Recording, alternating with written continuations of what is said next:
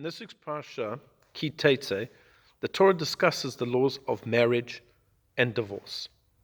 And it discusses how a couple actually enters into a halachically binding marriage, and how, if, God forbid, their marriage doesn't work out, that the husband should write a sefer kritut, a bill of divorce, to his wife. This is what's known in Aramaic as the get.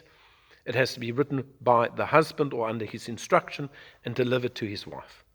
And the Torah then goes on to say that if he has delivered a get to her, if he has divorced her, and she goes to another man, she gets remarried to another person, and again that marriage doesn't work out, she is not allowed to return to her first husband.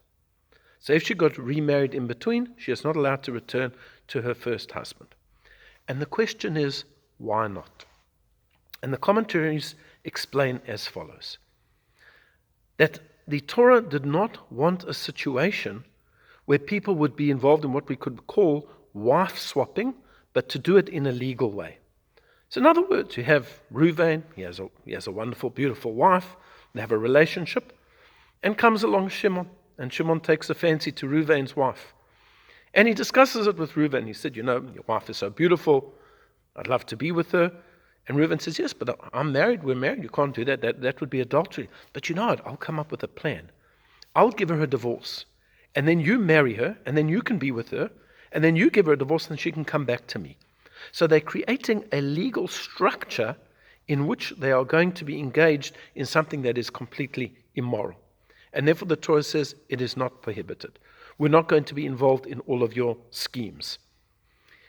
And here we see how the Torah realized human nature. That people, of course, are always going to sin. People are always going to engage in immoral things. But the worst thing that can happen is when a person finds a legal loophole in order to act in an immoral way. And that the Torah does not countenance whatsoever. If a person is going to go out and sin, well, obviously the Torah advises don't go out and sin. But don't try to justify it. Don't try to make it legal.